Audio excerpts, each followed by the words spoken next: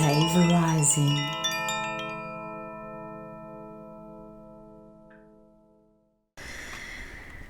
So then I shifted into New Earth creation space and saw architecture of light and plasma, my favorite thing, and water and sound, and this just incredible reality that we are creating here on planet Earth. And I did ask to see the transfer chain that's talked about in reality transurfing, right? Because jumping from a wood cabin to a plasma crystalline structure is, there are steps in between that.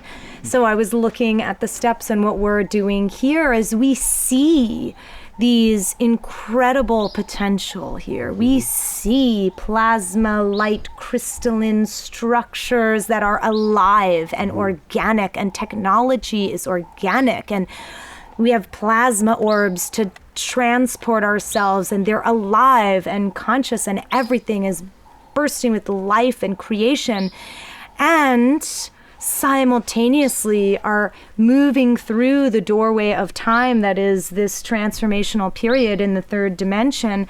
And there are many links to connect us to that reality. And so seeing those links are helpful, and having this retreat center around us where we are in this beautiful landscape is one of those links. And just having structures where every day you have sunlight coming in from multiple directions in a house, and you have areas of your house where you can connect with the outside world, and you can go outside and you have a space of love that is cultivated around you. So the Anastasia work is an amazing articulation of a part of the transfer chain, of really connecting with Earth and having our structures be connected with Earth. And yes, I know we're so excited to sing structures into being. We have that ability. And also we are linking ourselves to that reality by doing what we can in the now to move forward with that. And so seeing that process and feeling this, and recognizing that we can have humble structures that are actually linking us to that reality. So it's not just this epic jump. It's a process that unfolds around us, because of us, through us, together. And so exploring that was really enjoyable. And I saw that the work that we do with setting up these apachetas to strengthen and bring the frequency of Earth and inner Earth up through to the surface is really important. And so we create these anchor points of light. And I was seeing, as we move into this new space, eventually these shrines are these beautiful pillars of light that we see when we tune in, but eventually, whenever that occurs, there's no time, so it's in the ever-present moment of now as well. You would see it. You'd look over at the mountain over there and see this beam of light emanating up, and that's bringing the crystalline frequency of inner Earth up and through, and the merging of the inner Earth with the outer surface of the Earth happening. And so I was connecting in particular to the one we've put on Vallecitos, which is a very sacred mountain in Taos. Pyramid. And yes, there's a pyramid structure and connected on the Earth grids to very particular places. And so I was resonating with that and just seeing how from our house we can see this beautiful surfacing of inner Earth crystalline structures. And then the scene shifted, so that same representation of inner Earth beam coming through was on the sacred mountain where Wudang Temple is built. And so I was seeing this Earth celebration at the Temple of Wudang, where there were thousands of monks who are in these silk robes, and it's not the asceticism of denying material life, it's acknowledging the deliciousness of having material life. So wearing these beautiful silk robes and these cap crowns and all of these monks celebrating the coming in of autumn. And so the color was represented on the mountain. And there were thousands of people, too, who had come to celebrate earth and seasonal shifts. And as we connect to the earth and the elementals and the seasons and the natural spiraling of energy that expands and contracts, we can bring new earth through. So that celebration at Wudang is just showing this earth festival, and as we connect in that way, it just transforms our species and the planet and reestablishes the sacred reciprocity of energy exchange that we have with each other and the earth. Wow. Yeah, I've seen those arcs, in my vision off the apachettas. I've seen them like as these big arcing crystalline light structures, and they connect to all the peaks. So they almost look like rainbows, right? If they're connecting from peak to peak, building out this lattice work of its creation codes.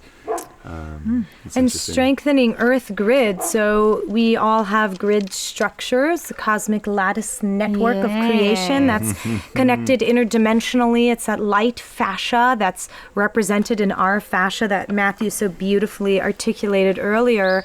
And that is on the earth. And so the inversion matrix, the parasites, have inverted and manipulated the grid structures, right? And put these underground tunnels to plug in and harvest energy in bodies. And so setting up apachettas is just strengthening the biological earth grid that exists, these mountain peaks that are all over our planet. And that's what ancient cultures figured out with pyramids and creating these womb chakra amplification centers that can resonate with earth frequency. And that's what we do. And then even Atlantis, right, had infiltration. And so returning back to that, we're not going anywhere. We're not going to the fifth dimension. We're bringing ninth dimension through us into being. And we do that with each other and amplifying multidimensional earth energy through our creations and setting up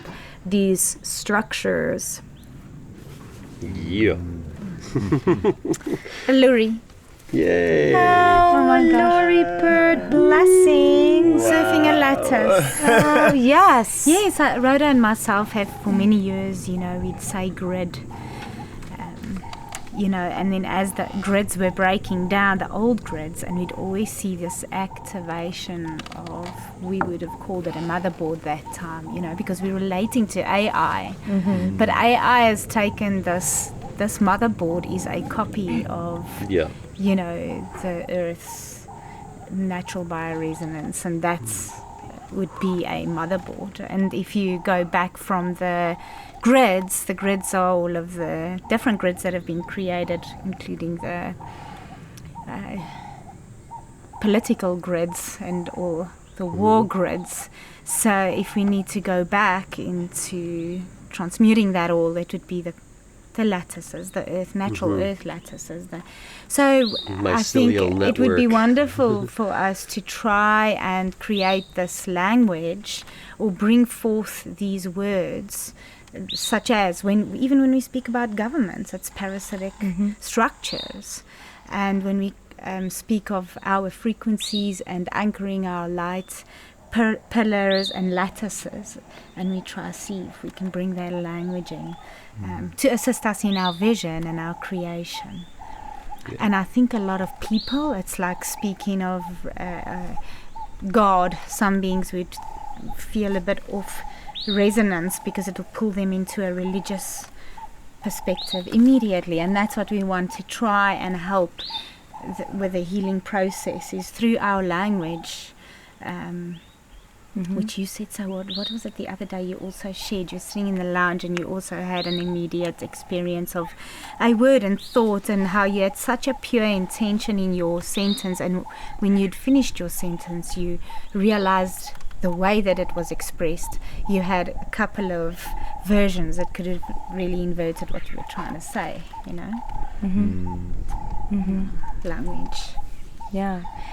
I've even found myself in communications this week since the experience using the word prayer, and how I had a Catholic upbringing, and so I for a long time been very sensitive and reactive to God, archangels, that vocabulary and that imagery, and then the word prayer. And lately I've been saying, I'll pray for you.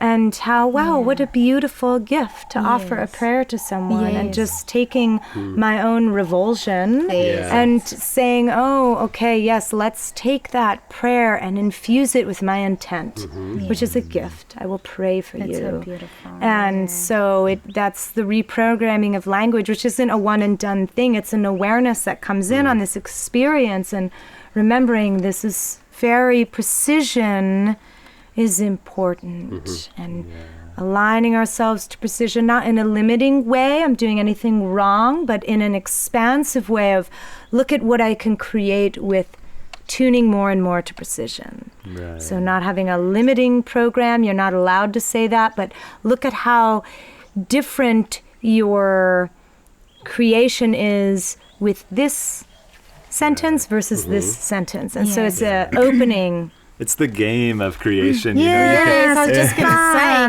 this should be a game among us. As we are perfecting ourselves, we bring it in as a game and be playful about it and help each other. Yeah. And you know, oh, sorry, you know when you've like hit that chord, you know, and like, oh my God, that was it. That was the real transmission. It feels so good. Yeah. Oh my God. Yeah. And because you know you're playing a game, you'll quickly rectify yourself before anyone else does. You're like, gotta Right.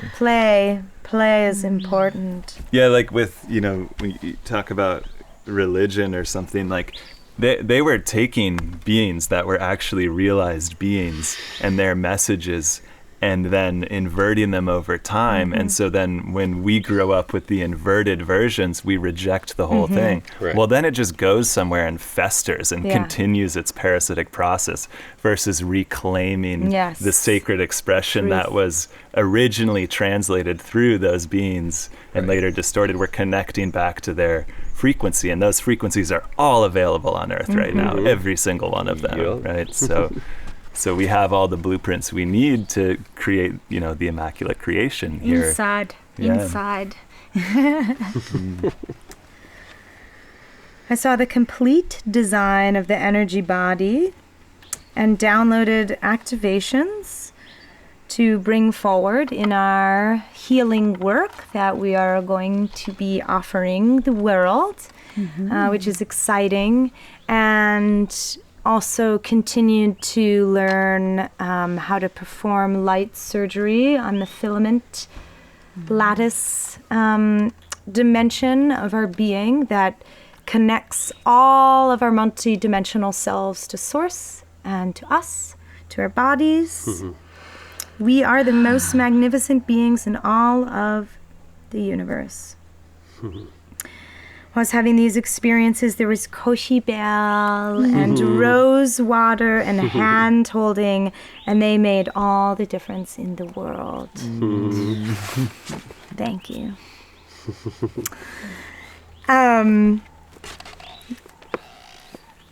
So now these are just like little sequences of dream journeys. I saw these avian beings that with beaks. So they actually had beaks, not mouths, and they were multicolored, not the blue avians, making out with their eyeballs. So light tubes extend from each eye and connect, and it's this intimate and beautiful.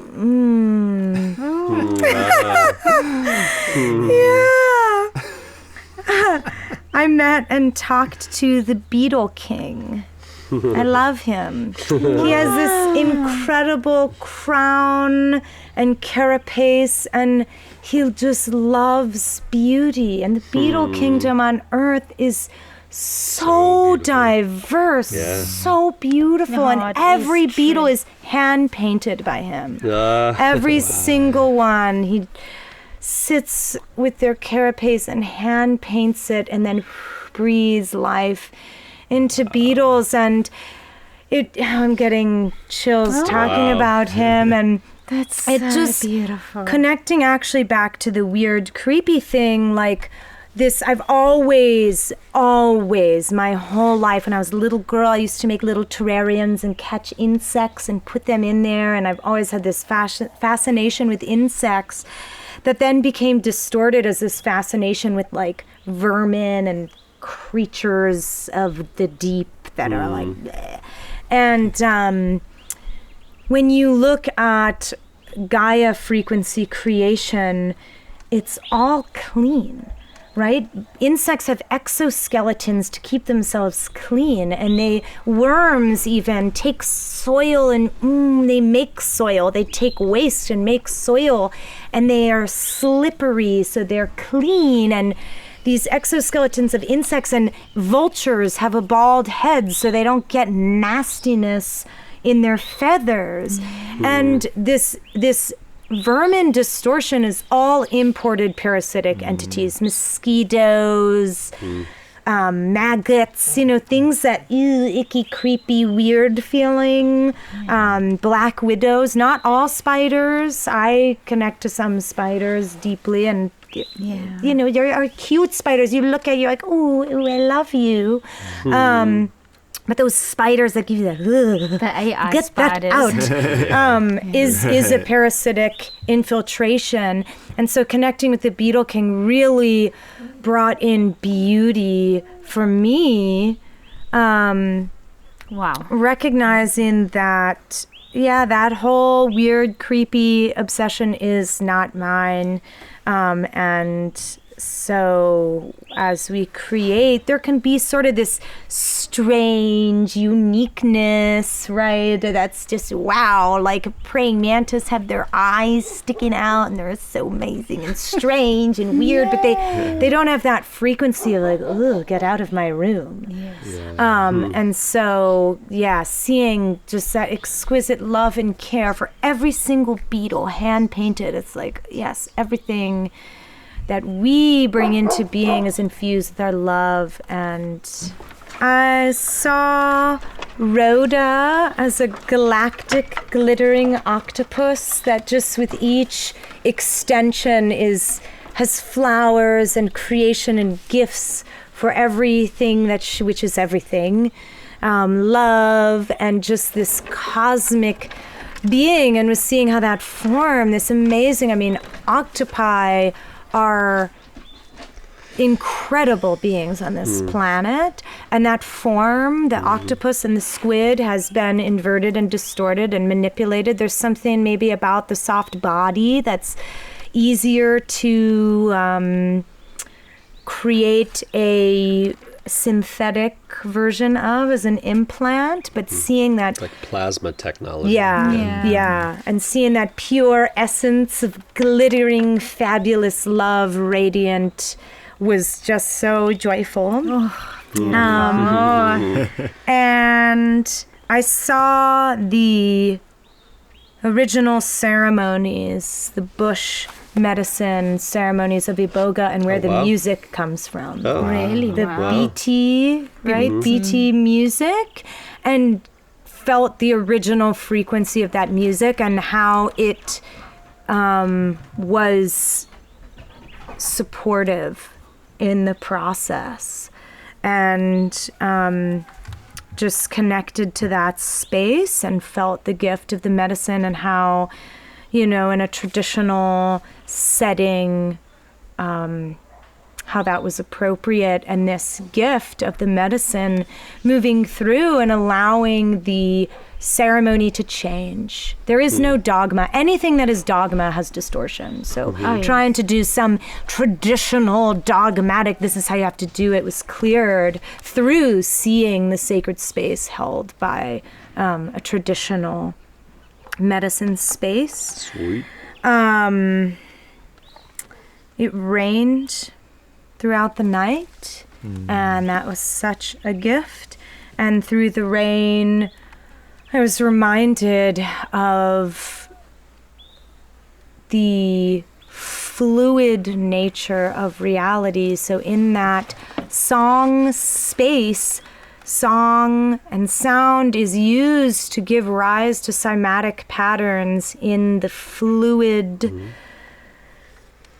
essence of the void source creation space, and that resonance organizes fluid into material, and the geometry of cymatics from sound gives rise to creation, and each one, like snowflake, is perfect symmetry and also perfect uniqueness, and infinite design is infused. And the final thing on here is the malachite sunbird. So Rhoda shared this after that the malachite sunbird, male and female, were on the aloe plant right outside of my room holding space in the beginning. I don't know if you want to share the symbolism of the malachite sunbird, if you know that's the original story, but that was just beautiful, real life connection. That's beautiful. It's the malachite sunbird is very indigenous to the area, and seeing them together like that never happens. They never ever sit together like that in front of us. They're always apart, one coming and going or playing a little bit, frolicking. They never sit still, and they just both sat still watching your window, apparently, she said. And it's very sacred and very rare. You don't find them everywhere. And I guess also the beautiful sacred love that you share with Zane, and the way that you are bringing this divine love here to our earth through, like you were saying, the beautiful true nature of a real relationship is growing and healing together in these times. And you're a true representation of that and guides of that. I think you might even have some guidance and questions answered about how you are moving and navigating being in a relationship, and both continuously supporting each other in expanding your consciousness and supporting both each other in manifesting your divine purpose here on earth, and the unconditional love that you hold for each other.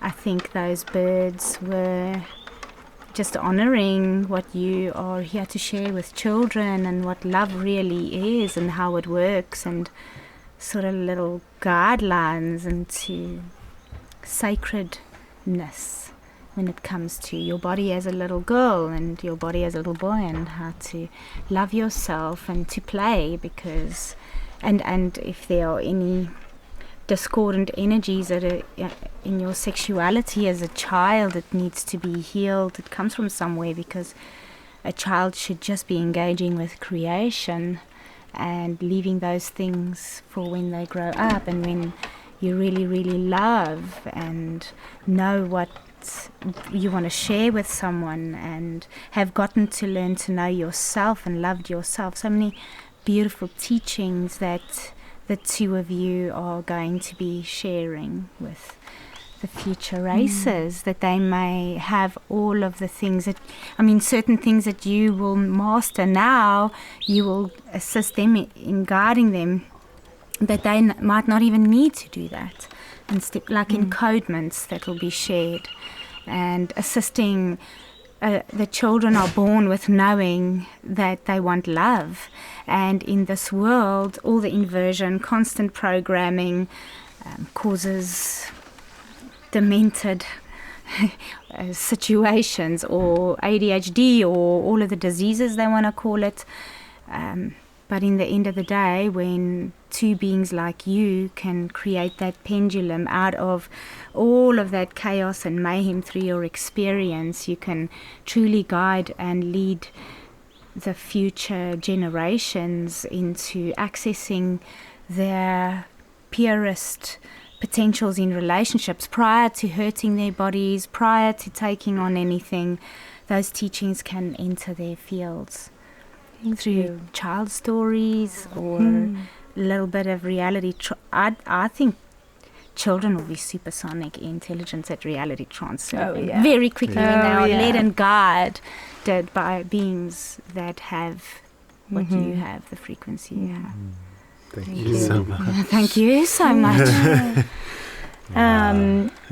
I'd love to say one thing to that, and then I have a question that I think would be interesting to discuss if we're open to it. Going back to the love transmission about we project love out and distortion comes when we don't feel the return, so we create a void. And with blessings like Malachite Sunbird, to really receive that and say, wow, that is a blessing, thank you. And the more you acknowledge these blessings, the more they come into your field to reinforce that sacred relationship of reciprocity with the earth. And so it's important actually to acknowledge blessings, not necessarily fixating on meaning so much. What does that mean for me? What do I have to do? That can sometimes spiral out, but just saying, wow, what a blessing, thank you. And sometimes, getting a transmission for what that symbolizes for you is beautiful and incredibly powerful, but really ultimately just acknowledging the gift. Wow, this is a gift, thank you. And then it just helps you to see all around you all the time. May all of you feel the blessings and the gifts from our planet every moment of every day, because she is reaching out to say, I love you. And to acknowledge that is to fill your field with love. And so my question, which is a little bit unrelated to that, but related to this process that we talk about, is sort of twofold. Is it important to see? So like in the defrag, for example, clearing pornography, is it important for me to see what that is? And for some people it could be taken personally. So let's say you were abused as a child, but you've disassociated and you don't actually remember in your conscious memory. Can we clear that out without them having to actually look at it? Or do you have to look at it? So that's one part. And the second part is, does all of humanity have to look at it? So for some of these collective things, we talk about disclosure, we talk about the truth. Is that necessary, or can we bypass it by some of us choosing to say, I have capacity to look at this and clear it for us, and it's cleared for all of us? Or does every single person have to look at it? You had a little question before that as well. The first question is, do you have to actually see it? Oh, yes, okay. So I can only share my experience. I think that there's going to be a certain amount maybe of transmutation, and certain generations will hand up the next service by stories, and also by higher level incarnations taking place, because the stellar races are going to, high frequency races are going to be inhabiting this planet, and beings that are needing continuation of learning and transcendence of other dense experiences. What's really taken place now, which wasn't even in previous teachings, is certain stellar gateways have started to open on our planet.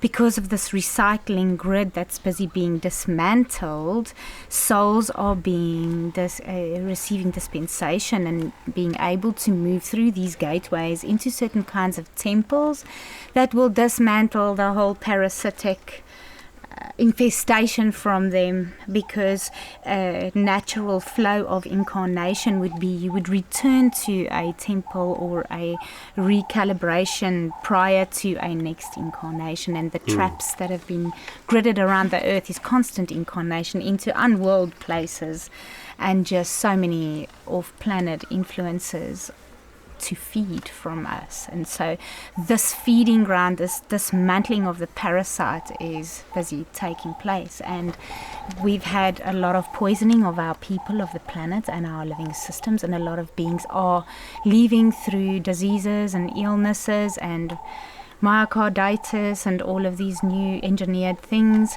And the intention behind it was really to trap all those and then recycle them at a next level of the cyborg situation that we see and always have been programmed to believe was on its way, the zombies stories.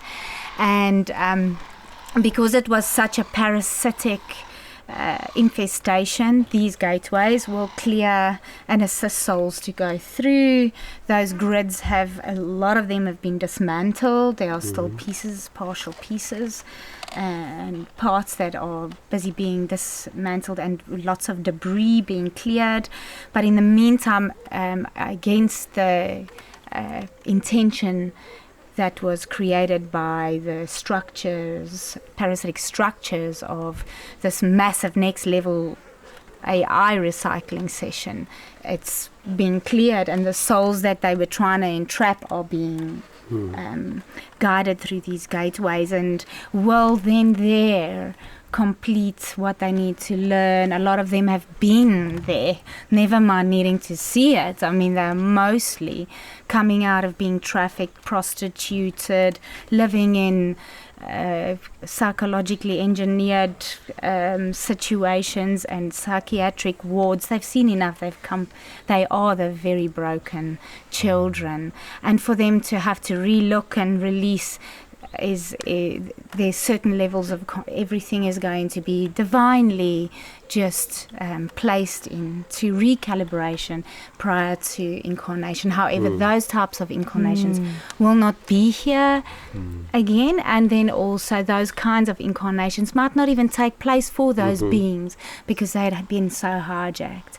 And others who have been so deeply distorted to down through into the core and completely taken, they will just go through into the solar galactic creation divine source and be completely returned into source itself again, and creation can once again take place from that energy.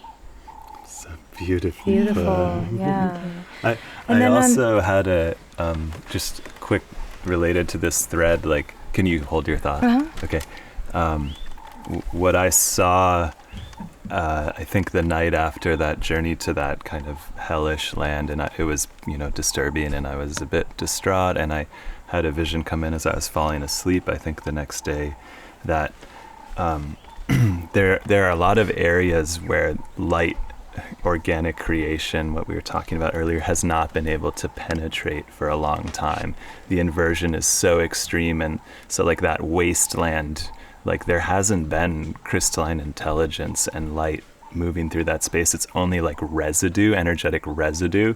So it still is enough to have a creation form, but it's really not connected to source. And when a light being goes into that place, so with your vision, the process of seeing it, as we would call it, is actually creating a breach into this inverted space where then light can continue to enter. And so we don't necessarily take on the whole transmutation process as individual beings, but by seeing some component of some part of the inversion, we create a connection back to source where we can then bring in help from all of these dimensional beings who are assisting, who have not gone through the incarnation grid on Earth, but who are assisting from ships, from their multidimensional forms to go in and clean this up. Beautiful.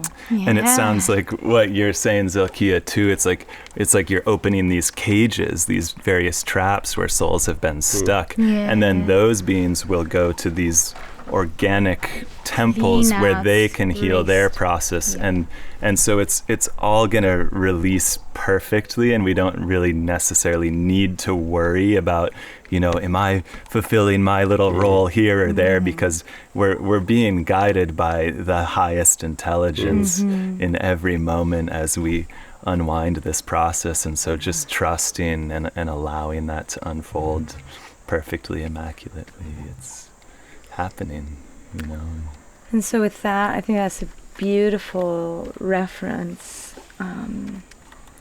to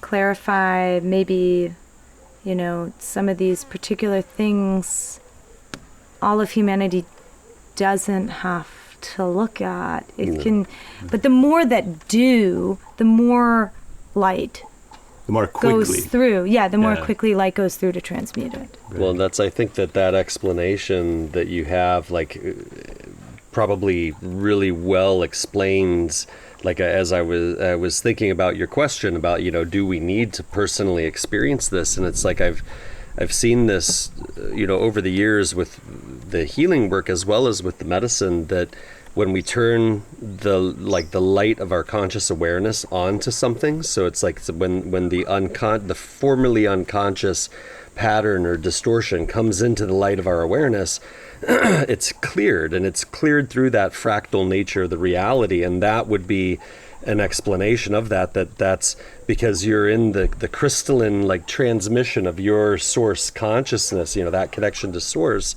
You then create those gateways for that light to flow through you and fractal through the whole pattern. And this medicine in particular also has a very particular way of facilitating that clearing. And it feels like it's like everything is so rapidly shifting, because it doesn't require, you know, 30% of the population to actually go through that level of process. It's more like the light quotient or whatever that's coming in through the system to change it. So, yeah, I think that's a good explanation for what we see happening. I think the ones that are cleaning up and staying here and claiming themselves and their own truth must look.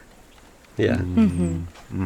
The ones that will master themselves and be in their most high have to go through it all and clean it all out and recognize every single thing that has caused suffering inside of each and every one of us and towards our planet. And those that we love so dearly, who might be family members but their consciousness is in a different place, or friends or old school friends or anyone we love or just meet, they have a level of existence that await them next, and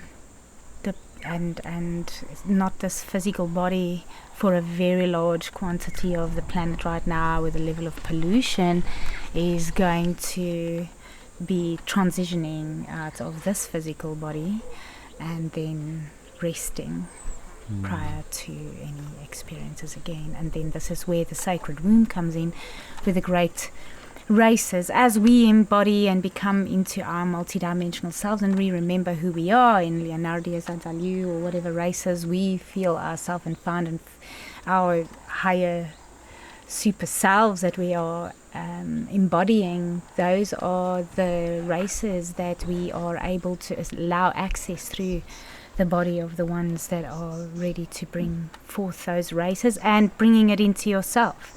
And that's where the stellar races, the sacred space for these beings to be held in very, very pure, what do we call it? Incubation. Incubation, a sacred womb. Even though when they come out of the womb must be there. It's for their stellar selves to come through.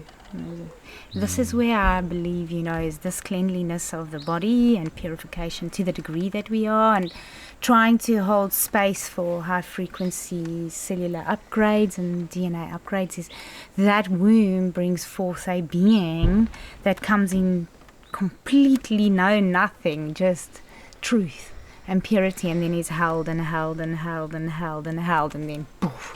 Those beings are able to embody 1 billion souls worth of suffering and transmute that at once.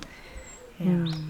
Wow. Very large influence that takes place when that purity is able to be. Wow. And the beings are here. They are. And this cleansing, the purification, like a beautiful process being designed for two lovers to go through a cleanse and a purification and master their own things and create that sacred space. And consciously, like the Nhimba tribe, go and sit and call for the beings and meet them all and say who's the one that you welcome, and then learn their song and teach your lover that song, and then sing and make love and bring in. Wow. Yeah. That's where Rhoda has such a great love for the African people and their tribes, and they all have these beautiful cosmic gifts. Many of them have been completely destroyed and distorted, and a lot of draconian energies. And then there are some very special tribes that still are there with still holding the stories, still holding the songs, waiting for someone to come to take it on. Wow. So beautiful. Yay. Thank you. Creation. Thank you. Thank you. Thank you for sharing your beautiful iboga, Justine, and your super, super goddess self here on earth. Insane, you guys. Wow. Like, thank you for the planet that you did break through and come over. And thank you and Rhoda. I mean, truly from, the depths of my being, from all of our beings, for what is it, 20 years now of, being vessels to process through some of the densest and most horrific things on the planet, and to clear them out of the field to make space for exactly what you're talking about, which is this pristine crystalline creation we're now entering And they into. say you will bear the fruit, hey? Suck on that ripe peach. Tons of peaches, pineapple, and flowers. I love Thank you so all. much. Thank Love you. you. Thank you for this Yay. incredible round sitting by the Knysna Forest. Mhm.